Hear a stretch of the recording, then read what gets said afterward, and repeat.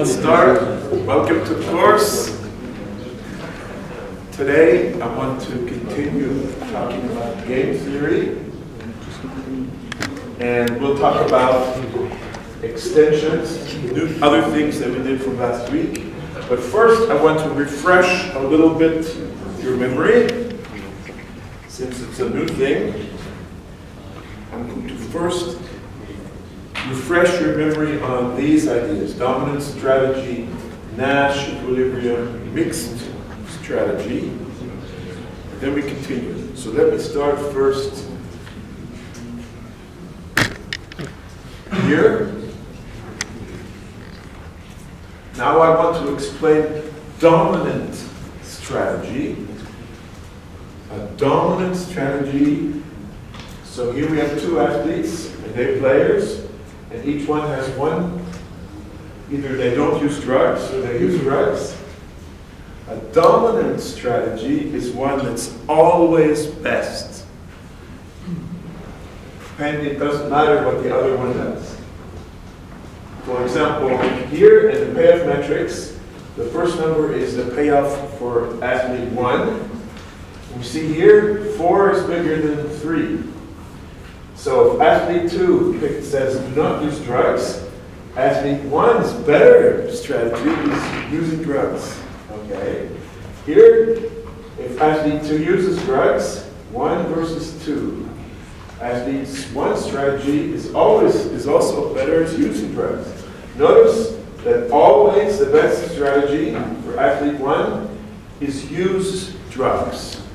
That makes it a strictly dominant strategy. There's always one choice which is the best. And athlete 2 also has used drugs. Then, of course, we have problems here because they're both using drugs.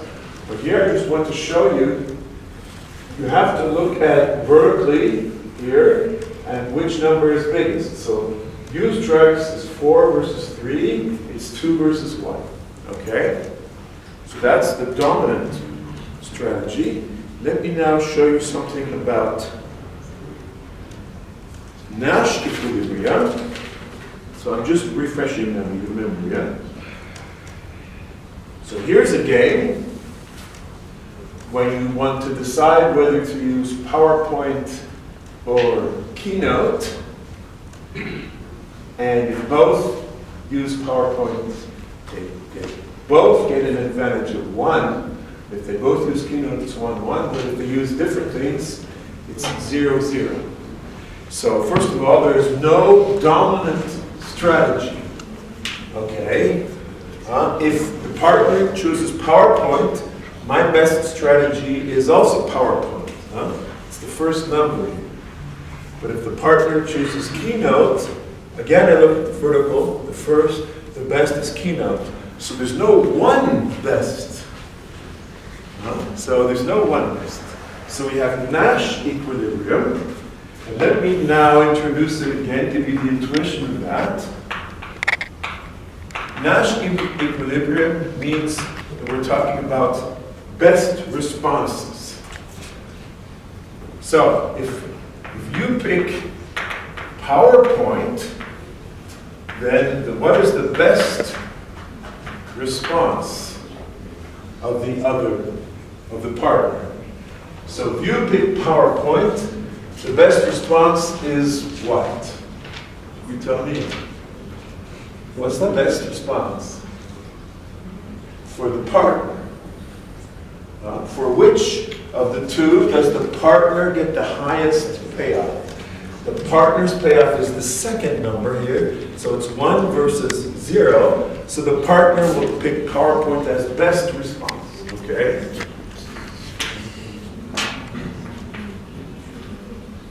Right? And now we go the other direction. If the partner picks PowerPoint, what is the best response for you? So you pick PowerPoint, partner's best response is PowerPoint.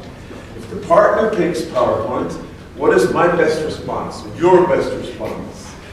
So the partner picks PowerPoint, and now I have to look at the first number, vertical, because that's the game for you. And you can see that the 1 versus 0, so the best response is power point.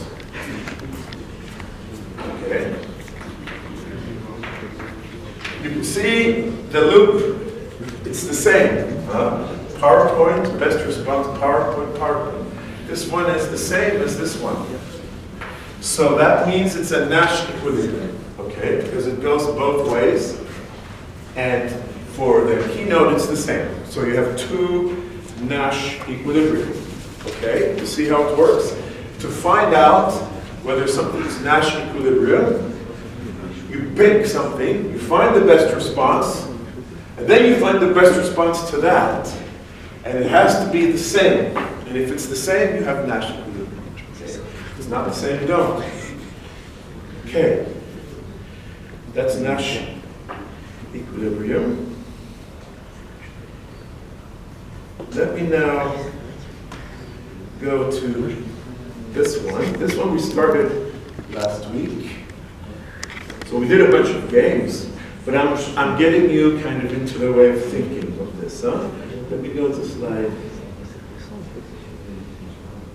50 here, 51. Okay, so this is the American football example. So of course you all went to Wikipedia and you all studied the rules of American football, so you know it, right? Now you can watch the, what is it called? The Super Bowl, if you know what that is, okay? So you have two teams, and an offense, the one has the ball, wants to go to the end of the field, and the defense is defending it. And the offense has to go forward. And there's two ways. You either pass the ball, which means you throw it to somebody, and somebody from your team should catch it. Otherwise, then the other team gets the ball, and then they are offense, and they go in the other direction. So one team is always offense, trying to get the ball to the end. The other team is defense. The offense can also decide to run. So you have two teams with big, muscular guys. In fact, this is a variation of rugby. American football is kind of a variation of rugby.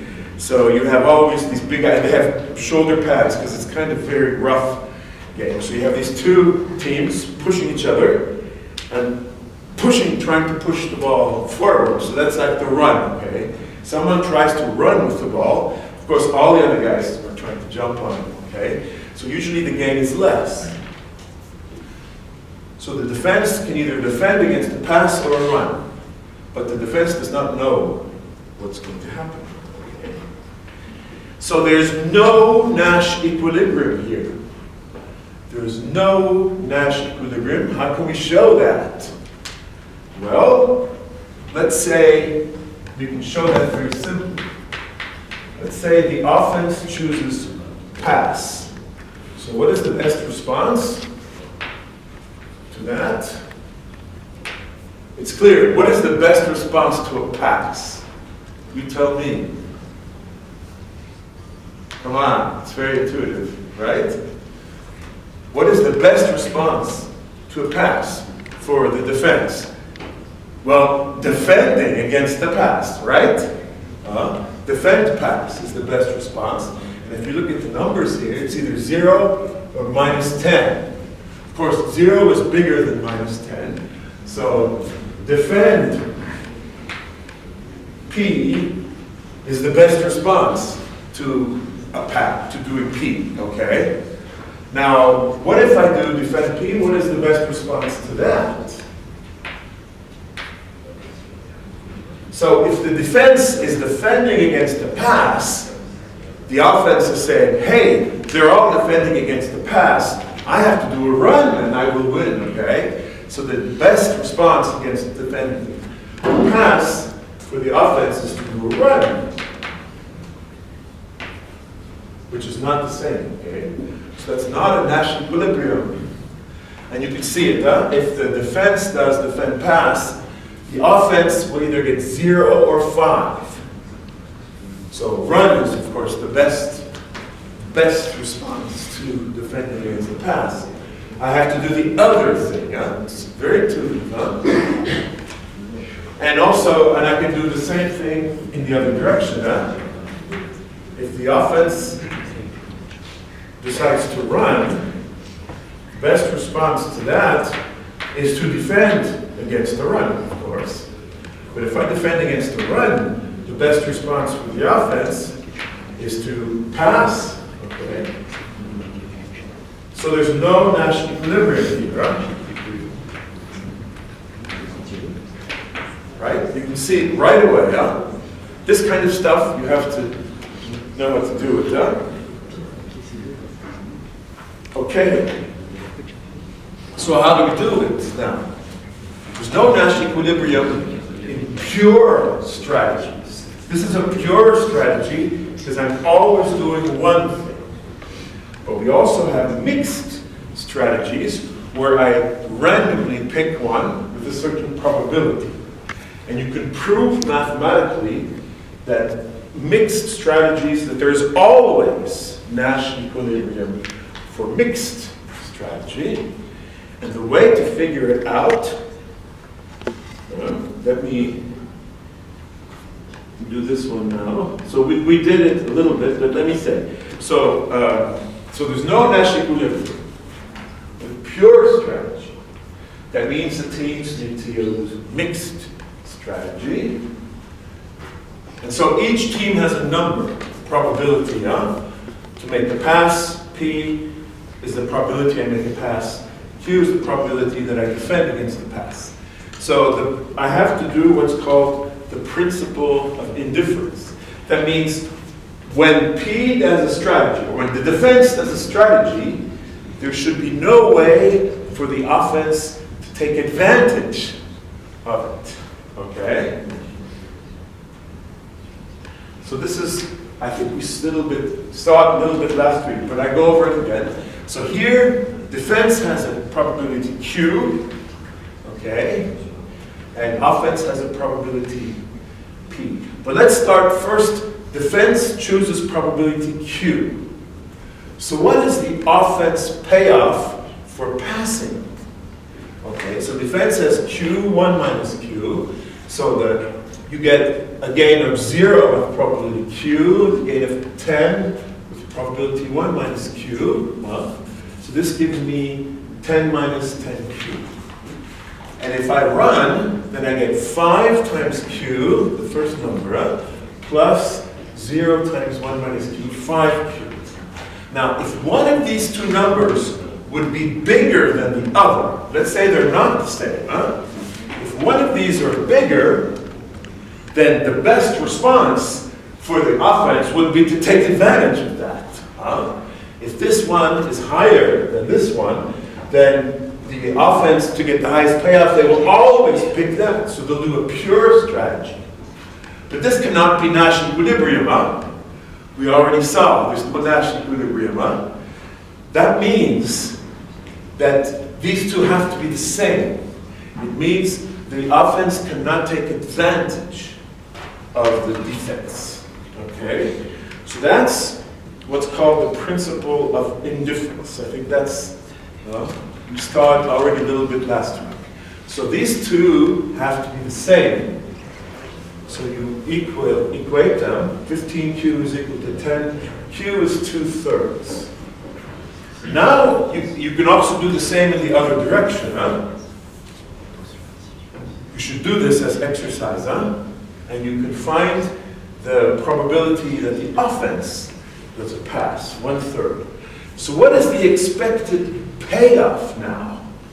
What is the offense's expected payoff? You tell me, what is it? Tell me a real number.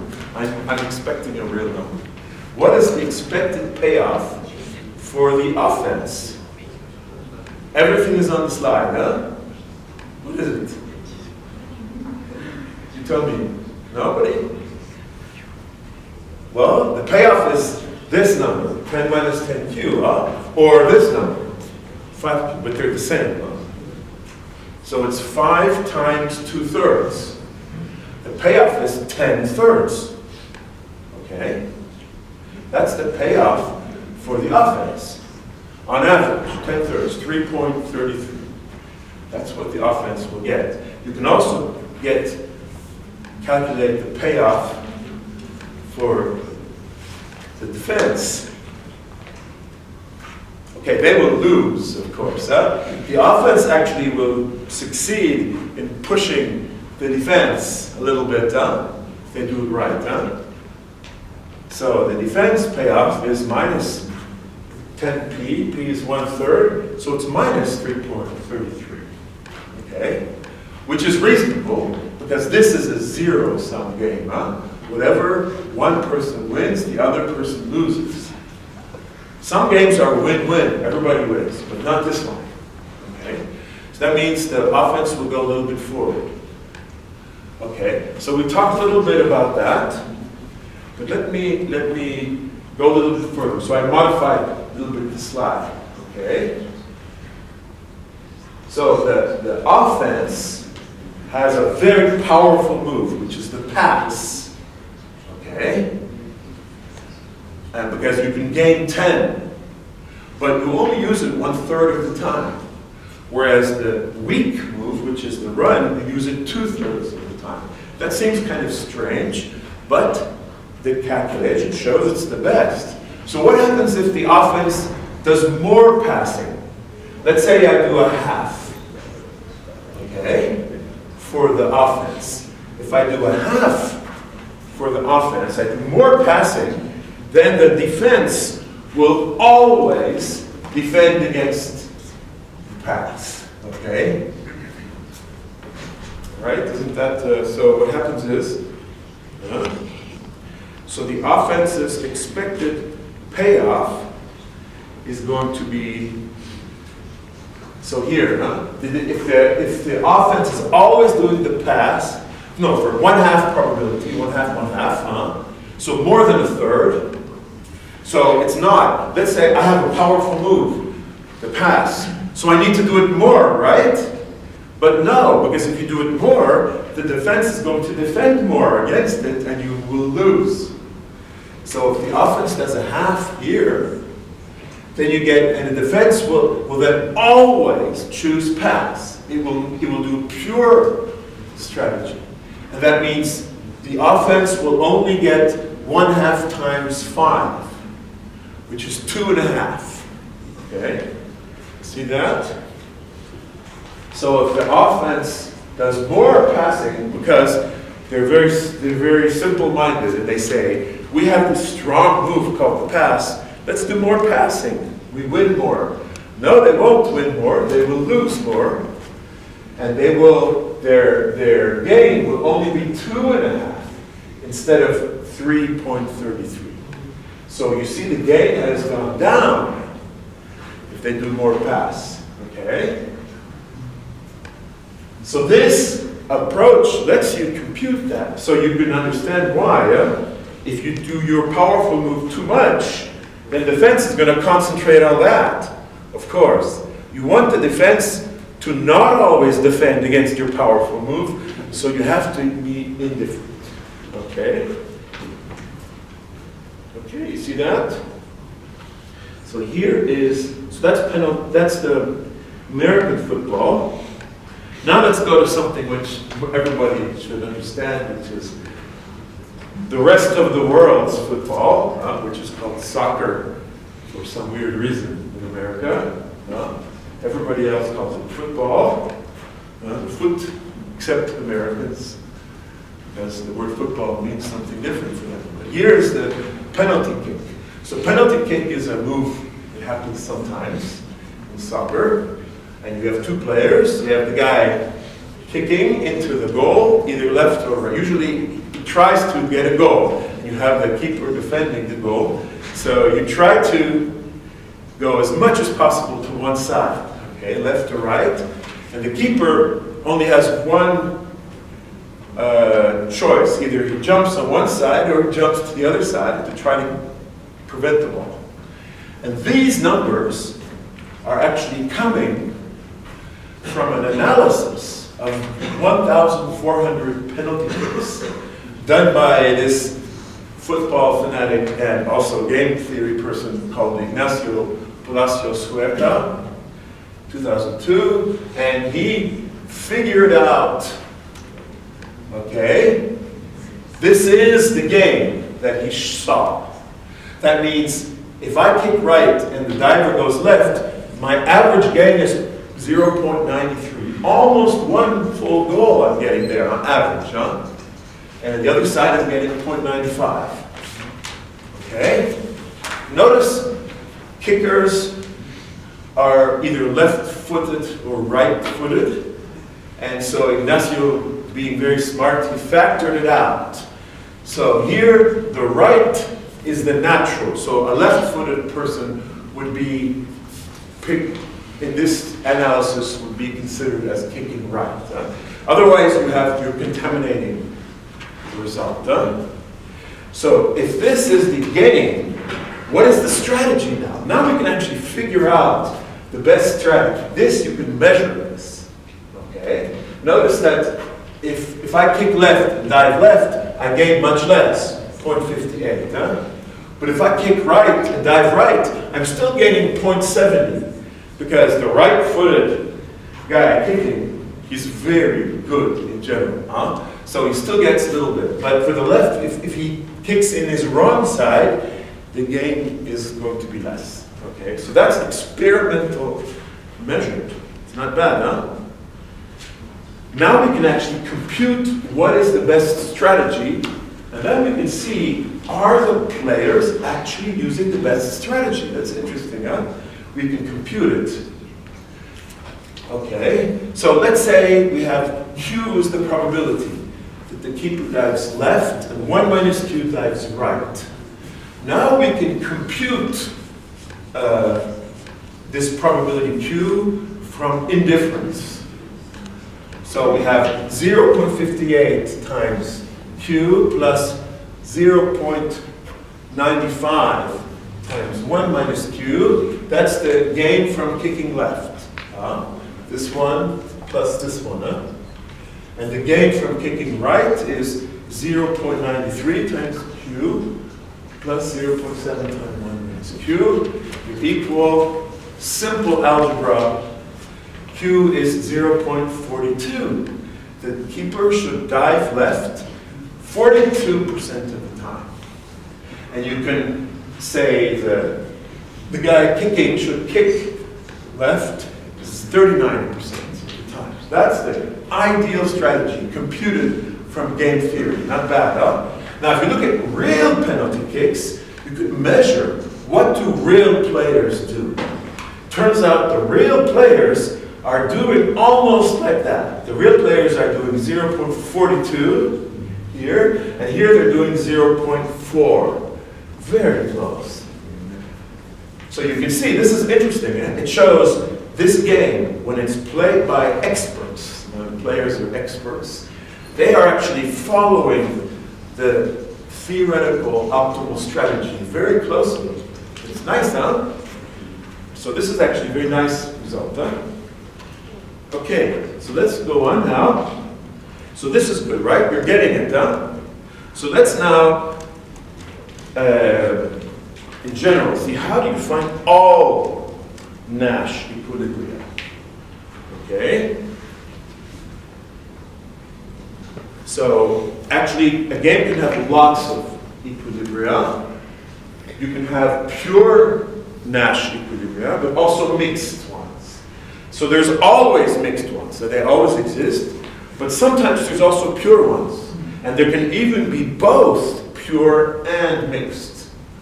Okay? So how do you compute? Okay? How do you find it? If I give you a game and I ask you, compute all the Nash equilibria. Okay, so how do you do it? Well, you start by checking all the pure ones to see if they're Nash equilibria. And then you check the best responses. Okay? So let me make a table, diagram for that. So the pure ones, it's easy. For the mixed ones, let me make a diagram here. Okay? So A, B, C, D, E, F, G, H. This is a general payoff matrix. This is player 1. It chooses A or B. This is player 2. Picks A or B. Okay? Okay? So, you have to do the principle of indifference. Okay? So if player 2, so assume that player 2 is doing Q and 1 minus Q. And now we can do the principle of indifference. So if player 1 chooses A, okay, then the gain is going to be Q times A plus 1 minus Q times C, right? And if player 1 chooses B, the gain is going to be Q times B plus 1 minus Q times G. Okay? So for the principle of indifference, these two must be the same. And from that you can compute Q. Okay? So that's like the general. You can actually compute it. Good exercise. Okay? So here, this is a game we saw before. This is the key point, Keynote PowerPoint game, huh? But this is the one where people love Keynote and they don't like PowerPoint so much. Okay? I have no idea why that would be so, but it was in like this. Okay? So player 2 now chooses, so we already know there's two pure Nash Equilibrium here, right? 1, 1, and 2, 2. You know that. But there's a third one. There's a mixed one also. Okay? And we can compute it. So if player 2 chooses Q and 1 minus Q, player 1 will be indifferent if this is satisfied. So basically, the payoff from PowerPoint and from Keynote has to be the same. And that means Q is 2/3. That means player 2 picks Keynote 2/3 of the time. And since it's symmetrical, player 1 also picks Keynote 2/3 of the time. So that's interesting. Now you have actually 3 Nash Equilibria here. The 2 pure ones and this funny mixed one where you throw some dice, when to pick which one you use. Okay? So this has 3, just to give you an example. We have 3. Okay? Okay, now let me summarize the first part. So now we've gotten to here. So afterward I will show you some extensions. But let me just make like a 1-slide summary kind of what we saw so you can understand. So here we have 2 individuals doing one move, and they're playing rationally. Rationally means they're maximizing their individual payoff. This is what we saw, okay? Sometimes you have strictly dominant strategies. Players have moves that are always the best. You can either have 2 of those, 1 of those, or none. Okay, maybe there's no strictly dominant. This happens when the player is selfish. You can see selfish is the same as rational, for game theory. Yeah? When people say rational, that means each player is trying to maximize. Now, if there's no strictly dominant, then maybe there's a Nash equilibrium for pure strategies.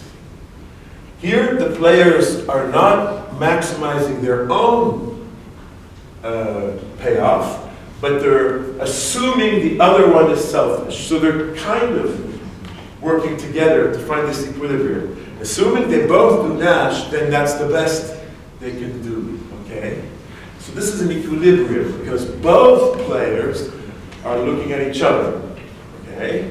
So again, you can have one of these, or more than one, or none. Sometimes you have no Nash equilibria. We saw that, And the final case is the Nash equilibrium for mixed strategies. This is the one where you probabilistically choose. And the way to do that is indifference. That means you choose the probability so that there's no advantage in picking one or the other. And then you can find it out. So in this case, the Nash equilibrium always exists. But of course, the mixed ones might be pure, but mixed ones always exist. They might be pure, but they might be really mixed. Okay? Pure strategies, they don't always exist. So Mr. John Nash, who is a very brilliant mathematician, much smarter than me, he proved that in the general case. And actually, the book gives an outline of this proof. It's pretty rough going, but if you want to understand that, you could look at it, okay? So that's what we saw before. Now let's go farther, okay? So now let's go farther.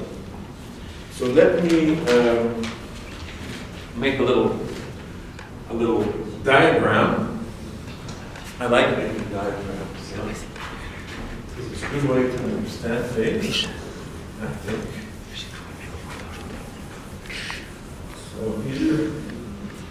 So far, we have a simple case. A simple case where you have two players. They're rational. Okay, they maximize their own payoff. And they each do one simultaneous move. Okay? That's like the simple case. Each one has been one move where they don't, they just want to maximize their own. Now we can have extended cases. So I'll look at two extensions. One of them is looking at society, not individuals. So that means instead of being rational, selfish, the player is somehow going to pick a strategy that's good for society. Okay, so we'll look at that. And then the final thing to look at is dynamic games. This is games when you have multiple moves. So you have more than one move. So there are very well-known games like this, like chess, or checkers, or whatever. So I won't talk about a game like chess. I'll talk about games that are more like what you see in society. Yeah? So we look at that. So those are the extensions. First, let me talk about society. Okay, you saw that in the game for the exam versus presentation, being selfish means they get a worse result. Huh? And so the question is, how do we change it so that the players actually will pick something that's good overall? So in the exam case, they would both pick the presentation case and everybody would do better. So the question is, can we modify games so that actually it's good for society? So we change the way the game is played, okay? Now, this requires some kind of a way for the players to do something that's not purely selfish. How can you force them to do something that's not purely selfish to their advantage? You need some kind of an agreement between the players that they will not do that. They will not do the selfish thing, but they will follow some other rule. Okay? And this agreement has to be binding. That means they can't cheat. Okay? Now, we'll see how that works. There's two kinds of ways that are interesting, which is called Pareto Optimality and social optimality. But here, you can see this in terms of free market, how the market works in economics. A free market, pure capitalism, is actually the rational case. It's the case when every player selfishly maximizes their profit, okay? So that is what we saw up to now. But that might not be best for society. Might maybe causes a huge amount of pollution, or it maybe causes people to starve or whatever, okay? So you actually have a thing called government, which makes rules, laws, which is called regulation, so that the games have some kind of a modification. They're not purely selfish, because that's not necessarily good for society, okay? It can actually be very bad. So this idea is actually, this is a big thing, okay, of course, in politics.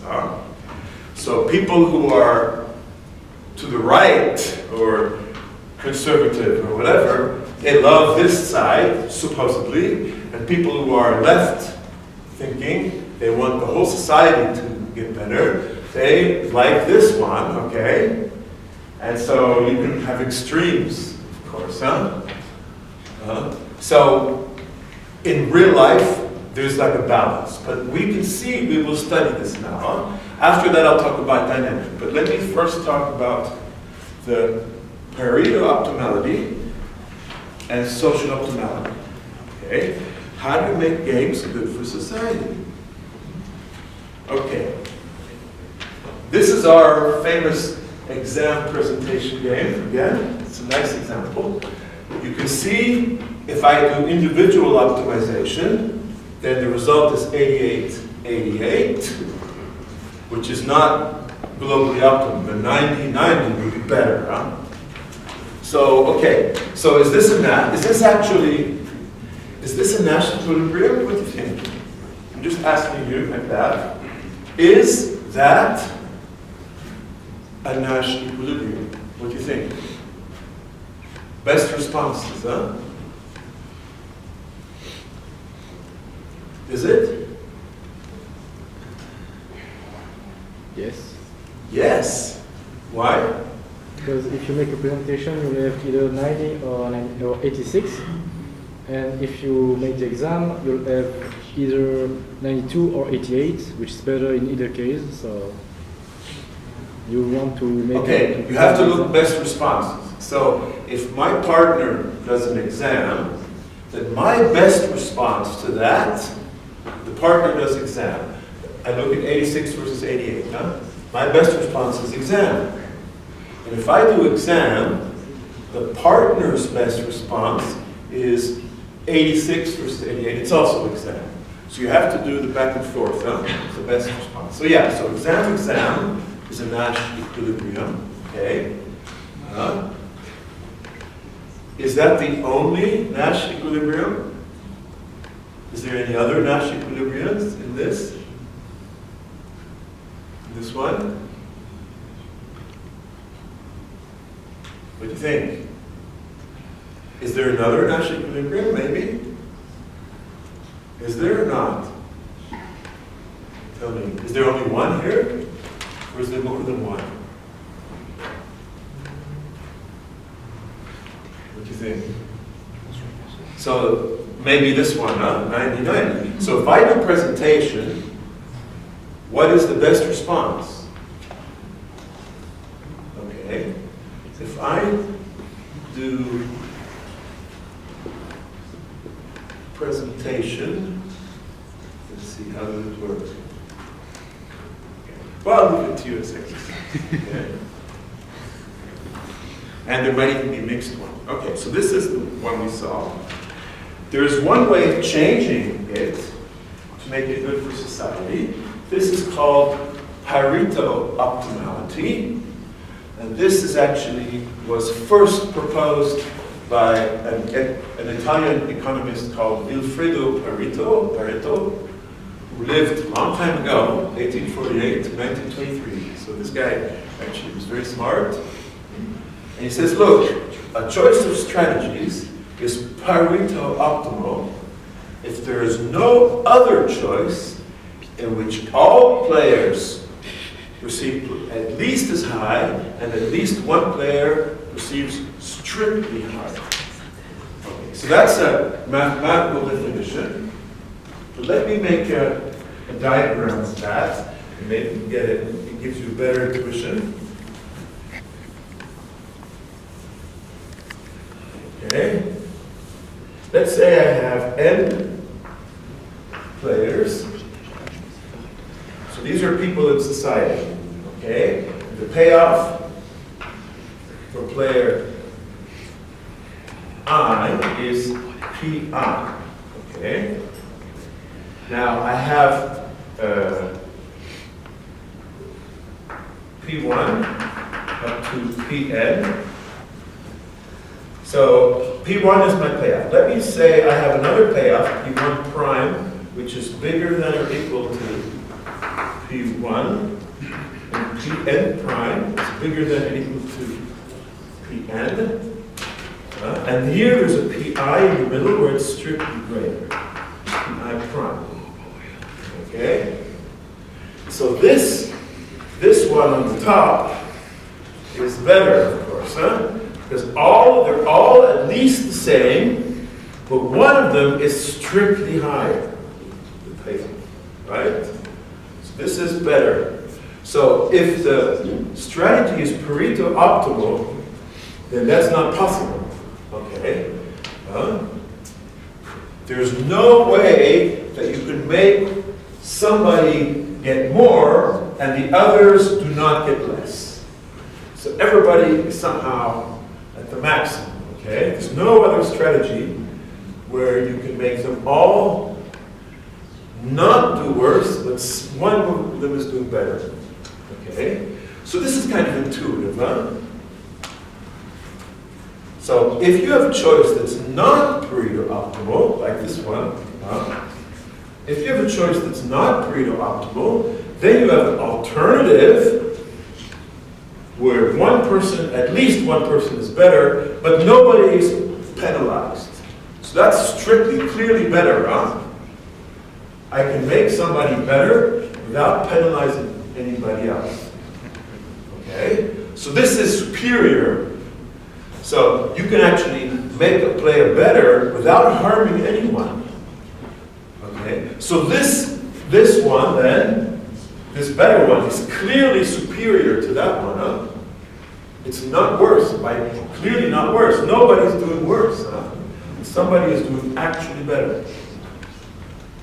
So if the players could somehow agree on this, that would be great. How do you make them agree, of course? That's the point. That's the problem, okay? Okay? So you need some kind of a law, some kind of a change in the rules that forces people to agree. Okay? So let's compare Pareto to Nash Equilibrium. How does a Pareto optimal choice compare to Nash Equilibrium? Well, the Pareto optimal choice is better. Okay? It's better, and you can see it in the exam presentation, for example. But it requires a binding agreement so that the players play the superior pair of strategies. Okay? So if you look at this case here, the payoff in this case is 88-88. Okay? In this case, it's 90-90. Okay? So in this case, the Pareto optimal strategy is this one, okay, 90-90, because everybody's doing not worse, and some people are even doing better. Here, they're both even doing better. And these two cases are not Pareto, because in order to get this one to go to 92, one of them is getting worse. That's not Pareto optimal. You're not allowed to make them get worse, okay? So in this example, 90-90 is Pareto optimal. So it's strictly better than the other one. It's also a Nash Equilibrium. There's two Nash Equilibrium. So how do you force that? You have to make a binding agreement, and the players are not allowed to cheat. Okay? Okay, actually, no, it may actually not be Nash. Huh? If the Pareto optimal is not a Nash equilibrium, it might not be, you have to forbid any player from picking a better strategy, okay? Because the player might say, yeah, but if I'm selfish, I actually get better. So you have to forbid that, okay? So there has to be some kind of a law that if the player does that, then they have to pay a fine. So the fine is subtracted from the payoff, and so it actually is worse, okay? So that's one way of doing a binding agreement, huh? Okay? So in the exam presentation, both studying for the exam is not Pareto optimal in the 88 case, because the other case is strictly better. But without a binding agreement, each one will still choose the exam, okay? Because if the players are presentation, but if I choose exam, then I will get 92. I'll get a little bit better. So you have to forbid that, huh? If you want Pareto optimality. Okay, so both studying for presentation is Pareto optimal. Okay? So Pareto optimal is a very strong condition. Okay, so that's one thing, and you could make laws to enforce it. Okay, that's one way to modify. There's another way that I want to mention, which is called social optimality, which is even stronger than Pareto. A choice of strategies is socially optimal. It's also called social welfare maximizer if it maximizes the sum of the pairs. Okay? So in the case of the exam or presentation, the maximum would be 90 plus 90, which is 180. This one would be the socially optimal one also. Whereas this one is not socially optimal because the sum is less. Okay? So that's another way of doing it. But this one is actually, you have to be a little careful. Now you're doing arithmetic. You're doing arithmetic on the payoffs. You're adding them together. You can only do that if it makes sense. Numbers, you could add them together, like profits can maybe be added together. So in the socially optimal, you can also make a little diagram. So I have P1 plus P2 prime plus Pn prime. It's going to be greater than or equal to P1 plus P2 Pn. So if I can get a bunch of payoffs such that the sum is, let's say, strictly greater, then this is not going to be socially optimal. Okay? Now, if the numbers are money, you can probably add them up. But if it's like satisfaction or some other kind of payoff, then you can't really add them up. But you can think of it as money. One player could become rich, and the other could have a debt. But as long as the sum is bigger, it's okay. Okay? Or something intermediate.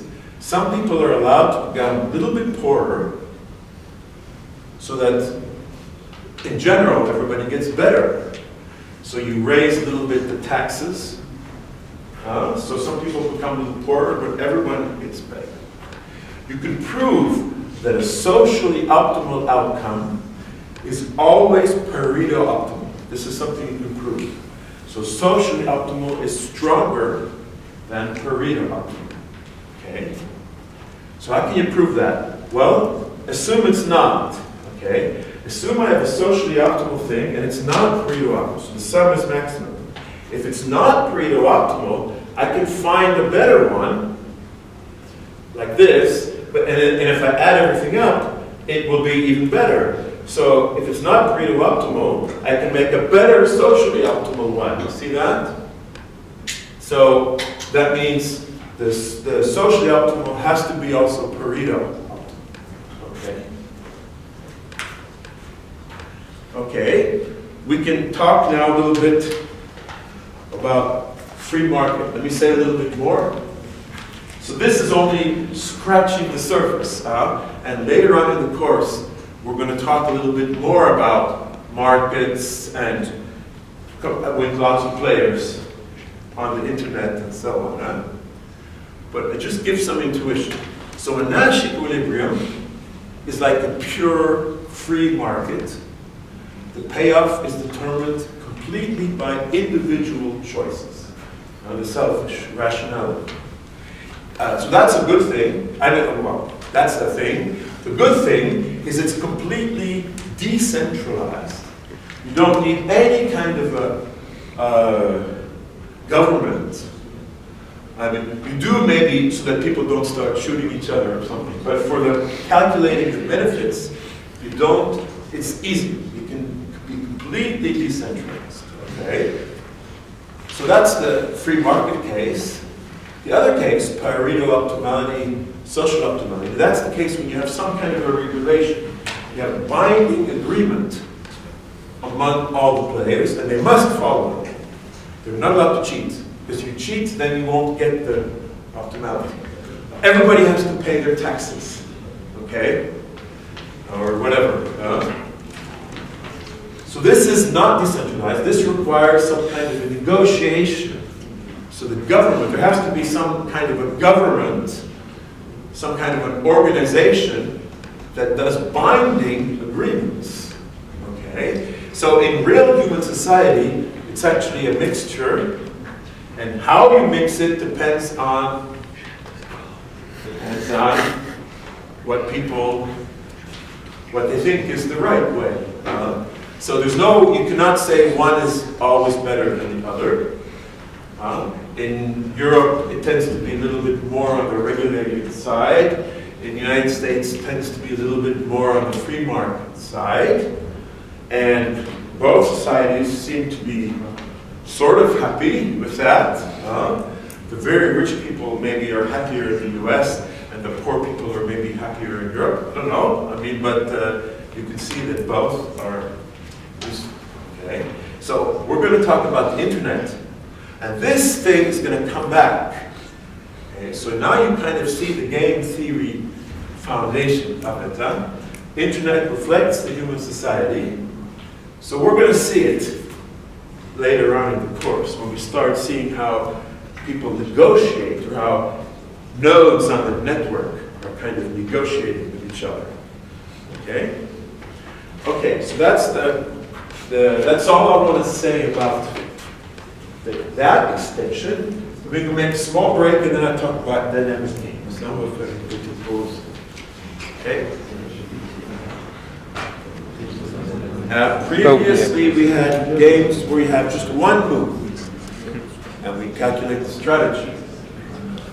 Now, let's have games where you have a sequence, playing over time.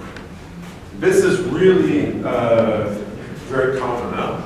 Board games, card games, poker, chess, and so on. But also negotiations, where each partner proposes something, and then there's an answer, and so on. Or an auction, bidding, vente aux enchères. I give a number, and then somebody else gives a number, and then I give a number. So there's more moves, okay? Or goods, product companies selling goods, and the prices are changing. So I set a price, and then the competitor sees that, changes the price, and so on. Okay, so it's like that. You have sequence. This is a big complicated area. So I'm not going to give you a whole theory, but I give you some intuition on it. Okay. In the previous case, we had like a matrix, payoff matrix. Each player chooses, and you have some payoff. Okay. This is called, now we call that normal form of representation. Okay. the representation is kind of a matrix of all possibilities.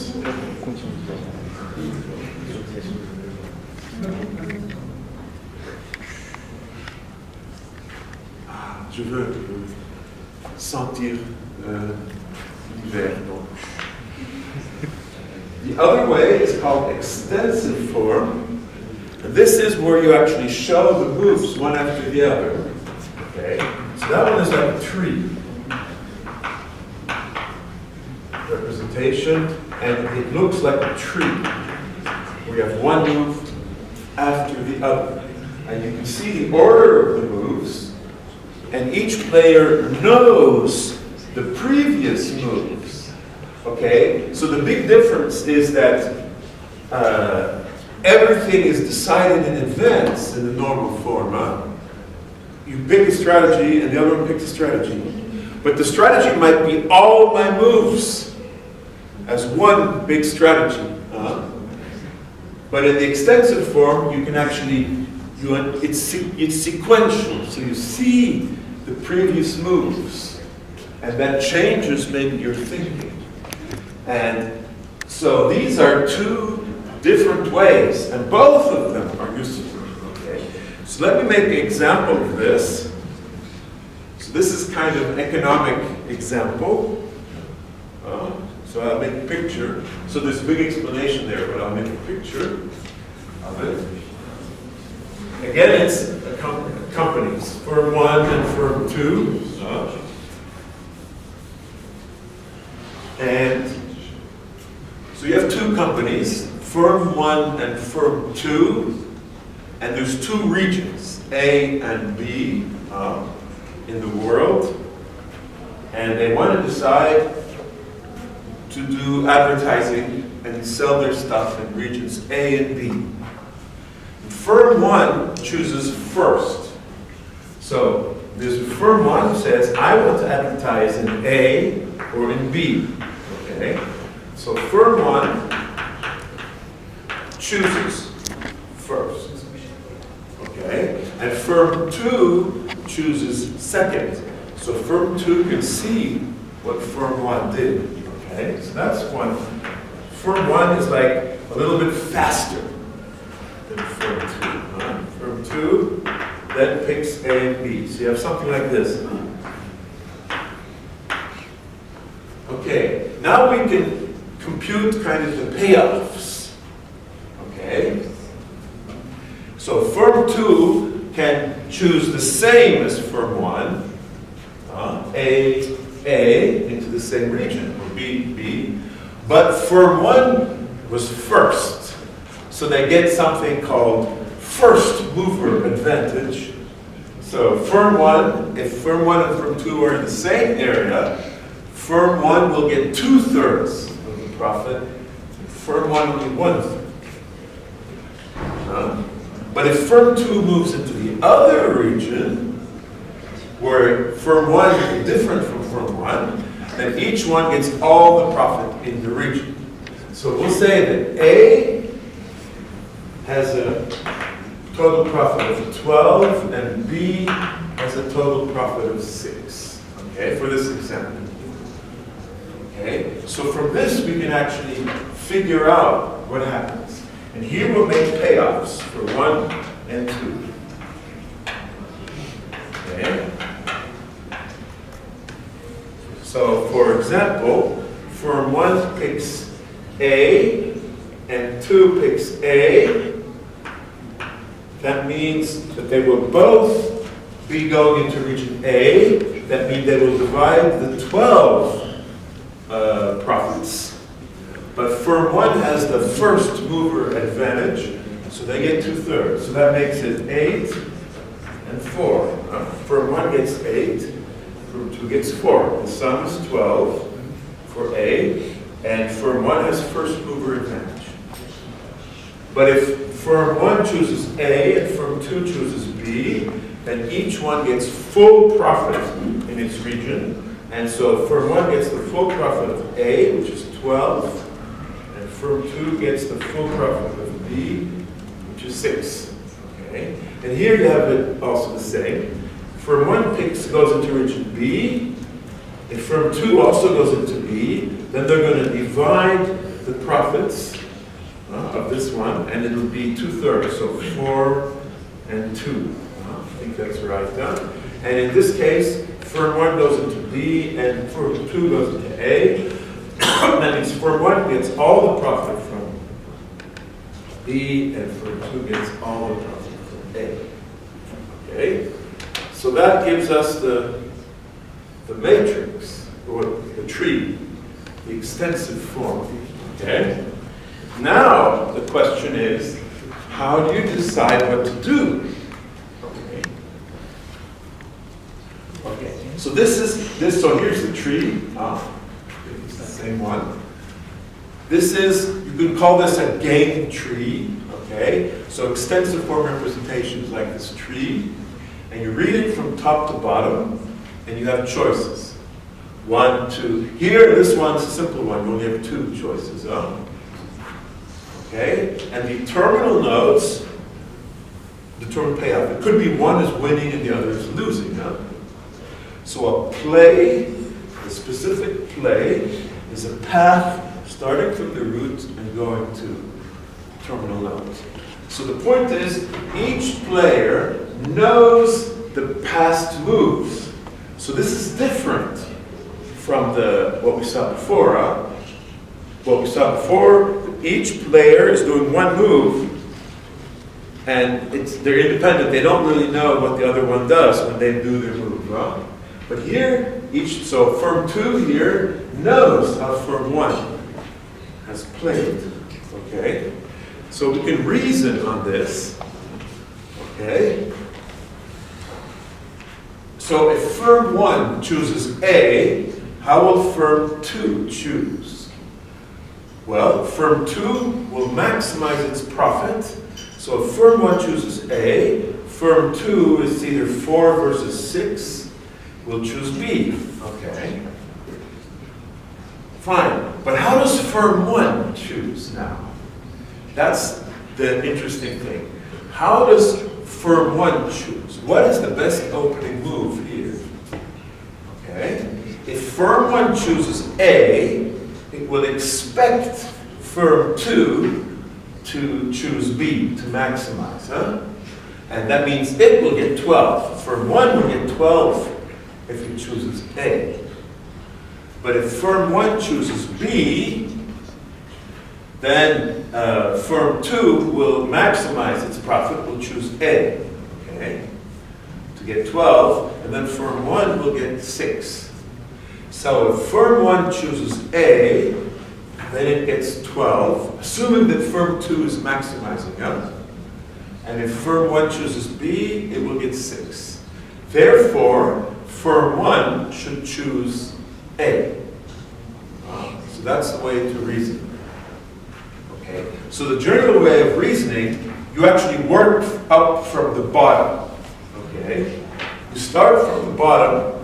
That's what we did, You go here, and you say, how does firm 2 choose? So firm 2 will choose B. And then you go one higher. And here, how does firm 2 choose? It will choose A. And then you go one higher, and you see how firm 1 chooses. So in this way of reasoning, you actually start from the end, and you work your way up. Okay? You move up one level of the tree, and so on. So the way to reason these game trees is like that. And that tells us that firm 1 should choose A, and firm 2 will choose B. Okay? Fine. It's good, Now, we can also have another representation. What I just showed you was a tree. We can actually represent this game also as a matrix, but it's a more complicated matrix, okay? So this is interesting to see how it's done. Okay, so firm 1 chooses A or B, and firm 2 will also choose A or B, but there's 2 ways that it can choose A or B. It can choose A or B if firm 1 has already chosen A, or if it can choose A or B if firm 1 has chosen B. Okay? And this gives us this funny matrix, 2 by 4. So this is the normal form matrix. Huh? This shows the whole game. Huh? And you can see firm 1 here has 2 strategies, A or B. But firm 2 has actually 4 possible strategies that correspond to these 4 pieces here. Huh? And we use this interesting notation here. So there are 4 strategies. It can do A if firm 1 chose A, or A if firm 1 chose B. It can do, so it has to pick, so this notation means firm 2 picks this if firm A did this. So we have this notation. A if A, for example, A if B. So this is what firm 2 chooses. Okay. And this is what firm 1 picked. So there's always 2 possibilities. Firm 1 can either pick A or B. So I have 4 possibilities. A, or AB, or BA, or BB. If firm 2 can pick. So I have to know what I do if the other one picked A, firm 1 picked A, and what I do if it picked B. So A if it picked A if it picked B. Okay? And A if firm 1 picked A, B if it picked B. B if firm 1 picked A if firm 1 picked B. And for each of these 4 possibilities, I can figure out payoff. Okay? So, for example, in this one, firm 2 here. So firm 1 does A or B. Okay? So firm 1 does A or B. And if firm 1 does A, then firm 2 does AB. It does this. Okay? But if firm 1 does A, then firm 2 will do A, and we get 8-4, and that's 8-4. If firm 1 does B, then here firm 2 has like preemptively decided if firm 1 does B, then it will do A. So firm 1 does B, it will do A, and then we get 6-12. Okay? So we're putting these elements, these 4 elements of the tree, we're putting it inside this matrix. So this is kind of a subtle thing. You have to think about it, because firm 2 has kind of decided in advance what it's going to do in all possible cases. Okay? Because the normal form, there's only one move, in fact. So that one move has to take all the possibilities into account. So this matrix somehow captures all the contingencies. So it's like firm 2 has all these 4 contingency plans, or its strategies. I'm going to do this plan, okay? And firm 1 does something, and then I get a result. So if I do this one, A if A, B if B, and if firm 1 does B, then firm 2 will also do B from this strategy, and then it will be B, and it will be 4-2, okay? So the point is that firm 2 somehow has to encode all the possible strategies, depending on firm 1 could do, into a single strategy. So that's why we have these kind of complicated strategies. Okay? But then we have a matrix as before, and we can compute now for this matrix. Okay? Aha! You can reason now in this matrix. Now notice, now we can actually reason in this matrix, okay? Now look at this, now we can look at this matrix and think like we did before. Notice for firm 1, A is a strictly dominant strategy. 8 is bigger than 6, 8 is bigger than 4, 12 is bigger than 6, and 12 is bigger than 4. So firm 1 picks A, and firm 2 should play the best response to firm 1. Okay? So firm 1 picks A because it's strictly dominant. You don't even have to do Nash yet here. So firm 1 does A, and firm 2 has to do a best response to A. So what is the best response to A? It's here. You either get 4 or 6 or 6. So firm 2 should either play BAAB or BABB. Okay? But since firm 1 chooses A, I have here B if A. B if A. Firm 1 has chosen A, so the second one doesn't really matter here. So firm 2 chooses B. Okay? B if firm 1 chose A. BA is this part. Okay? See how it works? So you can do the same reasoning as we did before.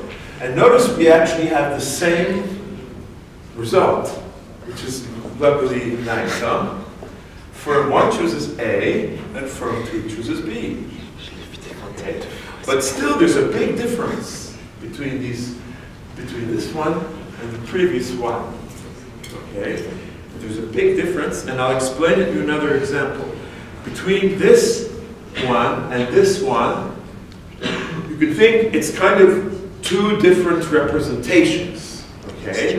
One is a tree showing the sequence of moves.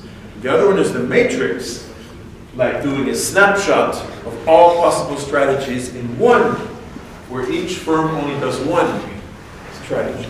Okay? So of course, if there's many moves, they all get encoded, like here. So you could somehow think that, yeah, there's just two different representations of the same thing. But actually, it's not true. There's actually a big difference between the two, and it's actually a kind of subtle difference. And in order to show it, so I'll compare it now, extensive form versus normal form. So now I make another game. So this one is called the market entry game. I'll make a picture also. This.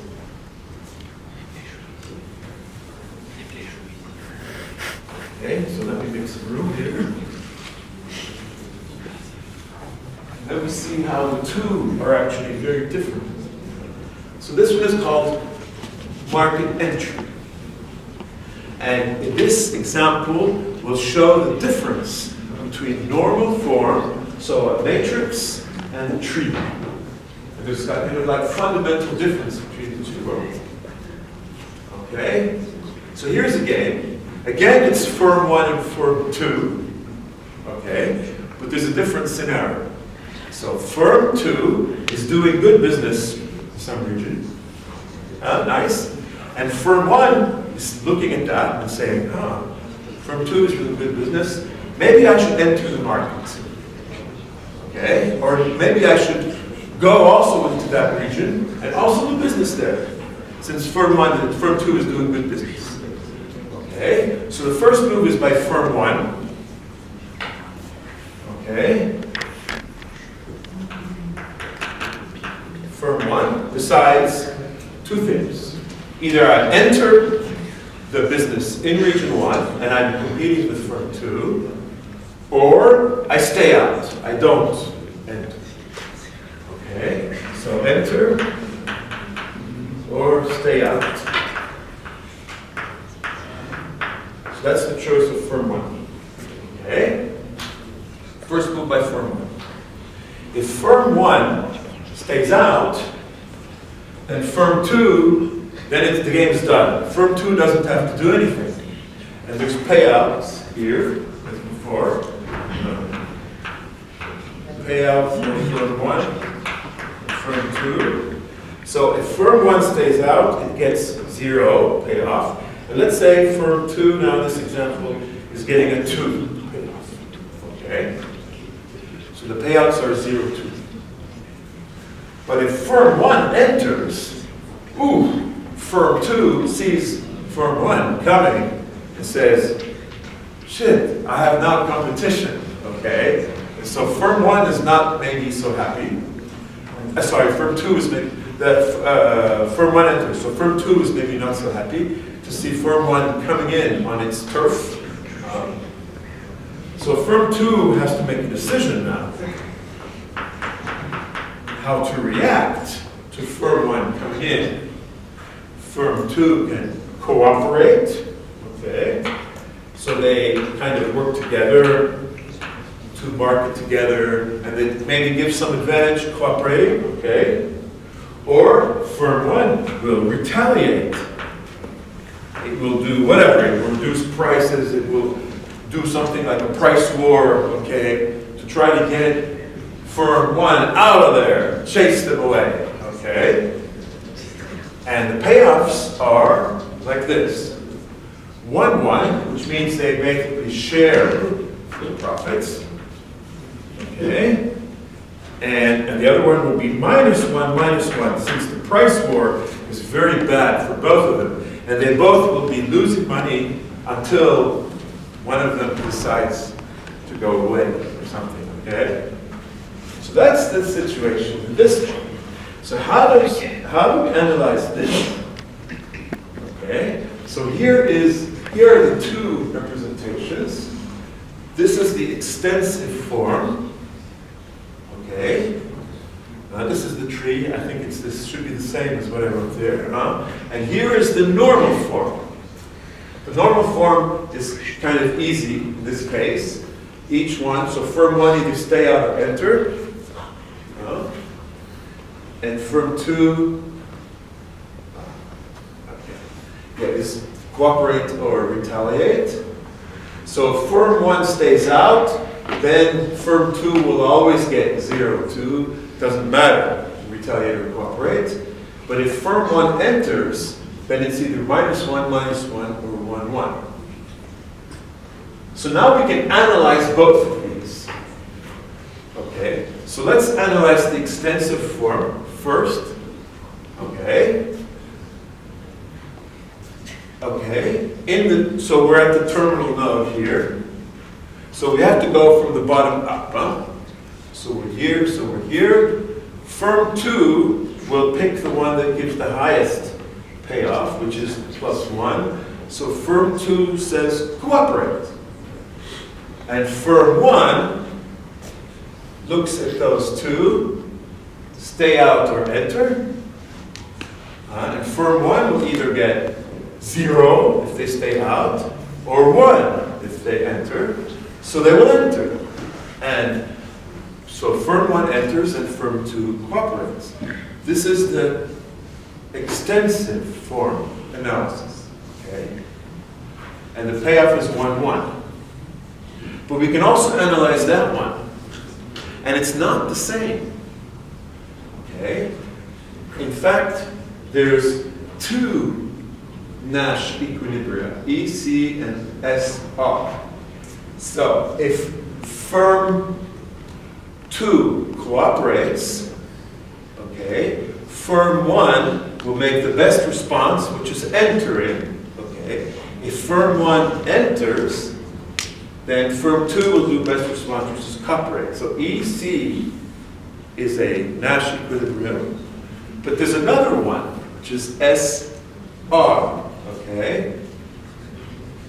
So if firm 2 retaliates, then firm 1 stays out.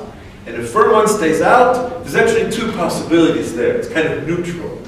But it could retaliate too. They're the same. So it's kind of a weak best response. So firm 1 does stay out, firm 2 can retaliate. So that is still also a Nash equilibrium. So this gives us two Nash equilibria. But in the first analysis, we only have one. So what does it mean? This is actually a very interesting thing. What does it mean? Okay. And so the point is the following. Extensive form, the tree, here has one solution, EC. And And the normal form shows two Nash equilibria. So EC, which is the same as the extensive form, and a new one, strange one, SR. Okay, what does it mean? Okay, so here's explanation of this. The normal form, everything is enumerated in advance. In the normal form, there's only one move. In extensive form, we have sequence of moves. Normal form, we have one move. Okay, so SR actually means something. It means that firm 2 commits in advance to automatically retaliating. It commits to retaliating in case that firm 1 enters the market. Okay, so there's like a commitment in advance. Firm 2 says in advance, before anything, it says, when this strategy means I will always retaliate in case. So firm 1 enters or not. Okay. And firm 1, S, is committing to a program that stays out of the market. S is stay out. So SR corresponds to like advance commitments.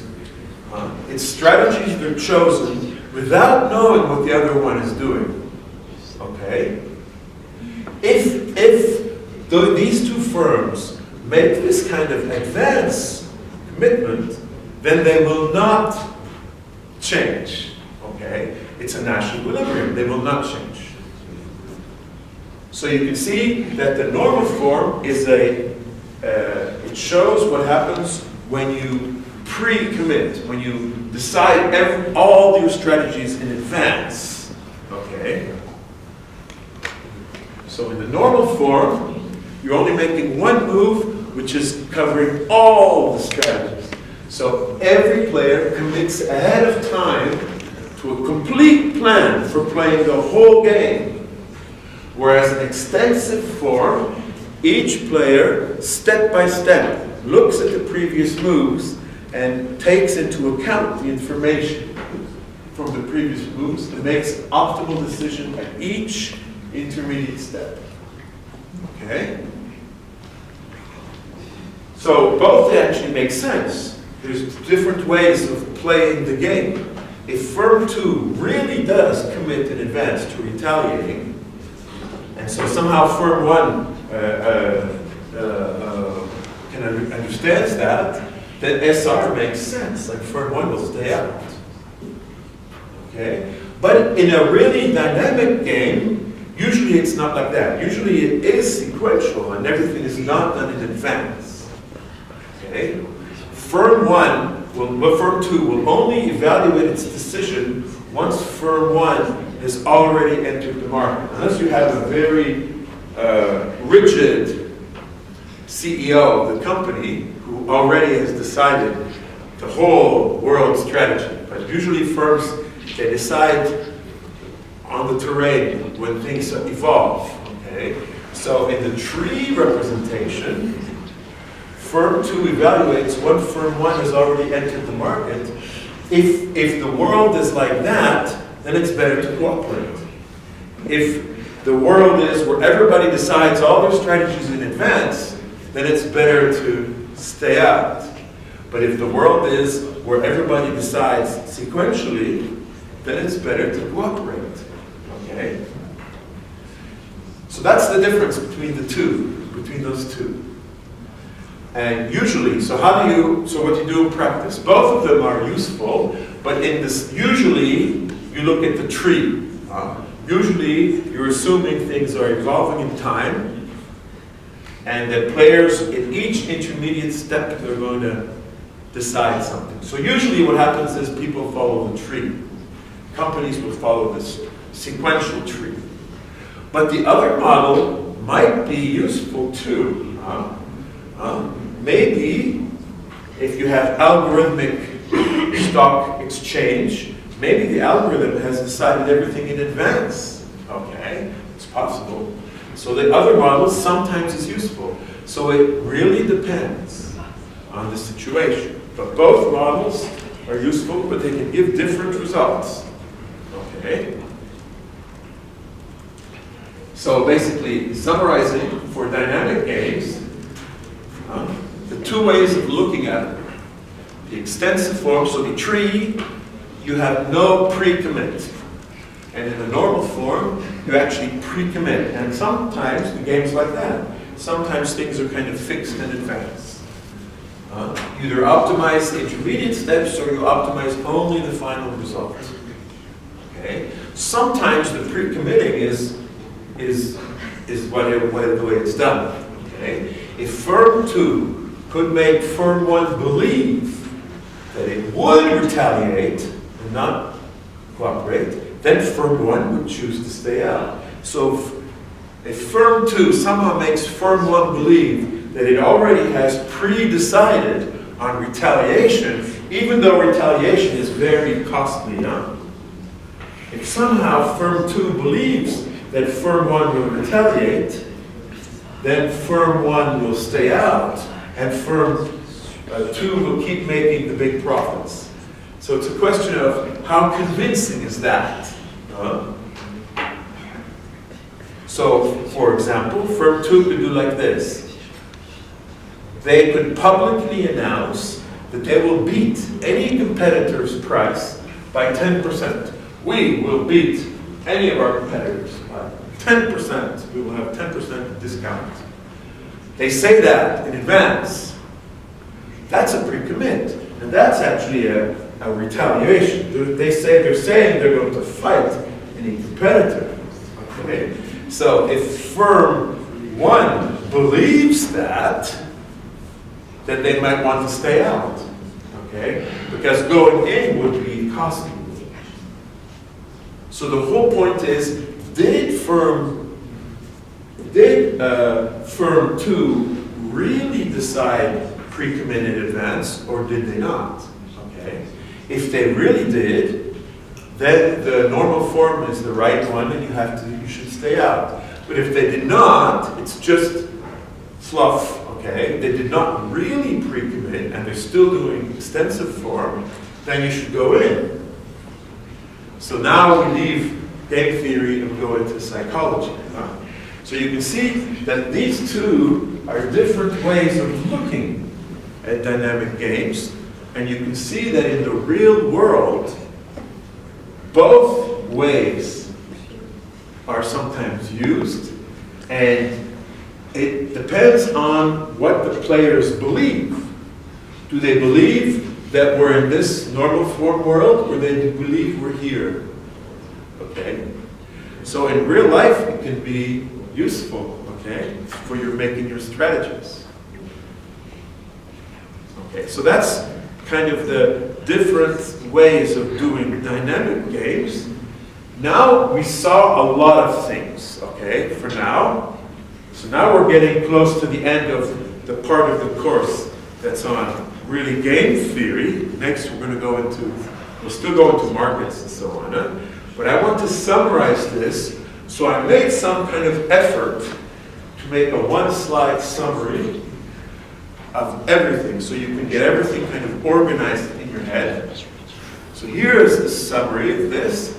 So the first distinction is, are we looking at single moves or sequences of moves? Okay. Is it a single move case and then we're here, or are we looking at like long-term strategy? If it's a sequence, then we're here. Now there's two possibilities. We have no pre-commits, and then you do the extensive form for figuring out your strategy. But if players can do pre-commits, then you do normal form, okay, for doing your strategy. So that's the case sequence. If you have single moves, now the question is it benefiting society or is it benefiting individuals? If it's benefiting society, then you could use techniques like Pareto Optimality to figure out what to do, also to figure out what are the payoffs, and then to figure out what would be the rules and regulations. So you add them, so what binding conditions you can have, okay? But if it's for the individuals, then we're in this above case. And then we saw, this is what we saw before, you either, the easiest case is we have a strictly dominant strategy. So this looks at, you look at the payoff matrix. If you do have it, you're done. Things are easy, selfish. But you could have 2, 1, or none. If you have no strictly dominant strategy, then you start by looking at Nash equilibrium. This is where it's not purely selfish anymore, but each player assumes the other one is selfish. You have an equilibrium between the two. And you could have 1 Nash, or more than 1, or none. The case where you have no Nash, that's the hardest case, then you have to use mixed strategy. So you will have, again, still a Nash equilibrium, but the strategy will be mixed. That means you have to do randomization, okay? You have to pick a probability. So the Nash equilibria, so this third one, it always exists. Okay? You will always be able to do that, but sometimes you can do the simpler ones. But maybe the Nash equilibria is mixed, okay? They're not always pure, the Nash equilibrium, okay? So this kind of summarizes in one slide everything that we saw on game theory, okay? So this is something you should keep in your head for the rest of the course when we start applying it, okay? Okay, very good. Okay, so let me stop there. So we're a little early, but that's okay. The reason why we're a little early is because last year I gave this course on teams, and it turns out on teams it actually takes a little bit longer. That's weird, huh? You know why it maybe takes longer in teams? Students actually ask questions on teams. I mean, it was usually mostly a disaster teaching on teams, except for one thing. In the chat, I got questions. And so it was actually a little bit more interactive. People were not so intimidated as you guys when you're in front sitting, talking to, seeing this professor in front. Huh? Okay, so I don't know how to fix that. If you want me to slow down, of course, you can always ask questions. But you can see that if you don't ask questions, the course goes a little bit faster. Okay, so I stop here, and so next week we will go farther up on the course. But this is actually kind of finishing the game theory part. This is actually only touching the surface. You have huge books. You can do all kinds of things with game theory. But you have this good foundation with this. With this you can start looking at game theory.